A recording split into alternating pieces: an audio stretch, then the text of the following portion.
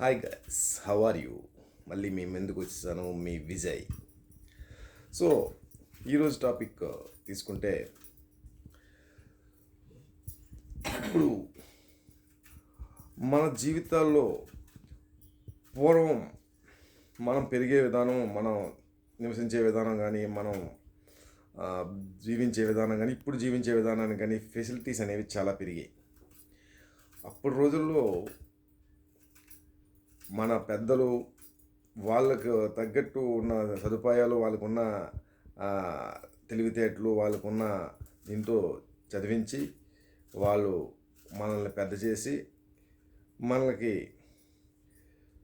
ఇప్పుడు జనరేషన్కి బాటలు వేశారు. సో ఇప్పుడు మాత్రం టెక్నాలజీ పేరుతో ఒక పక్క నాలెడ్జ్తో పాటు ఒక పక్క బ్యాడ్ కూడా క్రియేట్ అవుతుంది.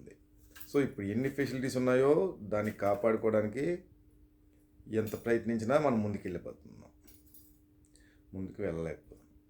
సో నేను అనేది ఏంటంటే, మన జీవితంలో లైఫ్ స్పాన్ అనేది ఈ ఆరోగ్య విషయంలో తగ్గుతుంది. పూర్వం రోజుల్లో దీని గురించి ఎక్కువ ఆలోచించుకునేవారు కాదు, ఆరోగ్యం గురించి ఆలోచించుకునేవారు కాదు. మంచి ఫుడ్ తినేసి హ్యాపీగా ఉండి, హ్యాపీగా వాళ్ళ కుటుంబాన్ని చూసుకుని పిల్లలను పెద్ద చేసి వాళ్ళ బంధువులు, వాళ్ళ ఫ్రెండ్స్, వాళ్ళ జీవితం హ్యాపీగా మూడు పవ్వులు ఆరు కాయలాగా మన స్వాతంత్రం వచ్చిన కాండి చూసుకుంటే ఇప్పటివరకు చాలా హ్యాపీగా జరిగింది అనుకుంటున్నాను నేను. సో ఇప్పుడైతే మాత్రం టెక్నాలజీ వస్తుంది, మంచి రకరకాల సదుపాయాలు సొసైటీలో ఏర్పడ్డాయి. కానీ మనం డబ్బు సంపాదించడానికి ఎక్కువ సమయం గడుపుతున్నాము, ఆరోగ్యం కోసం తపన పడుతున్నాము. కానీ లైఫ్ స్పాన్ తగ్గిపోతుంది.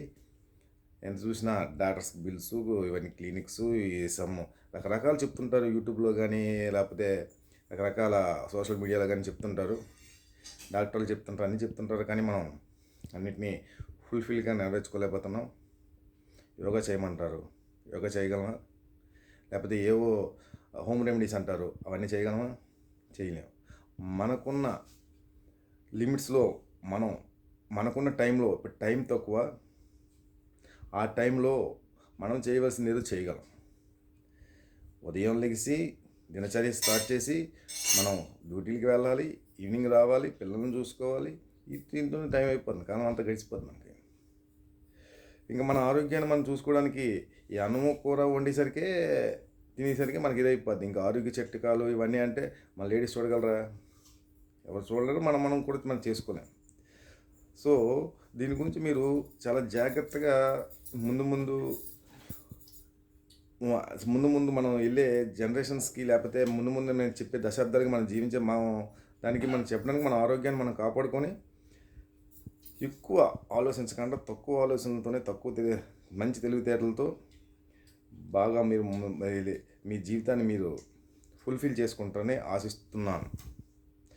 సో ఈ విధానంలో మీ పిల్లల్ని మంచిగా పెంచి, వాళ్ళకి మంచి బుద్ధులు, మంచి అట్మాస్ఫియర్ కల్పించి, మంచి స్కూల్స్లో, మంచి కాలేజీలో చదివించి, వాళ్ళకి మంచి జీవితం, మంచి భవిత ఇవ్వాలని నేను ఆలోచిస్తున్నాను.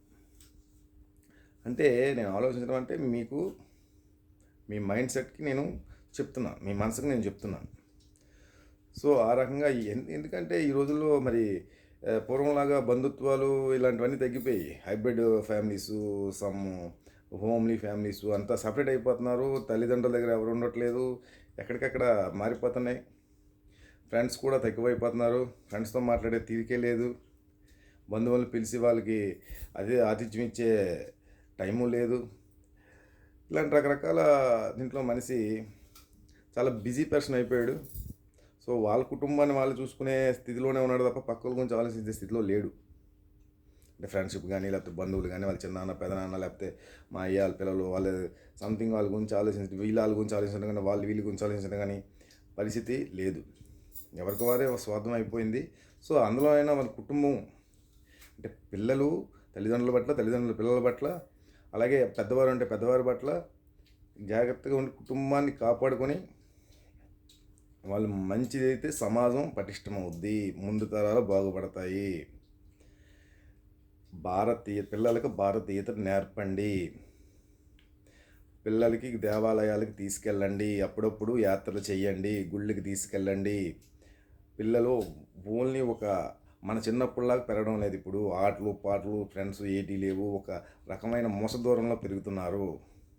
సో వీటన్నిటినీ చేస్తూ వాళ్ళకి కొంత ఫ్రీడమ్ ఇచ్చి వాళ్ళు ఏం చేస్తున్నారు, వాళ్ళకి ఏటి ఇవ్వాలి చేస్తే వాళ్ళు కూడా ముందు తరాలు వాళ్ళ పిల్లలకి మనం మన హిందూ ధర్మాన్ని కానీ లేకపోతే ఏదైతే వాళ్ళ ధర్మం ఉందో ఆ ధర్మాన్ని ఏదైతే వాళ్ళు ముందుకు తీసుకుపోతుంటారు. సో నేను చెప్పే విధానం అనేది అది తెలిసే ఉంటుంది, కానీ ఇది ఆలోచించి సక్రమ మార్గంలో పెట్టే ఇది ఎవరికి ఆలోచన కానీ ప్లానింగ్ కానీ ఉండదు. దానికి అనుగుణంగా మీరు ప్లానింగ్ చేసుకుంటూ మంచి మంచి ఆలోచనలతో ముందుకెళ్ళాలని నేను సవినయంగా కోరుచున్నాను. Thank you. నా ఛానల్ని సబ్స్క్రైబ్ చేయండి, మీకు తెలిసిన ఫ్రెండ్స్కి వాళ్ళకి షేర్ చేయండి. Thank you. Bye bye. Next వీడియోలో కలుసుకుందాం.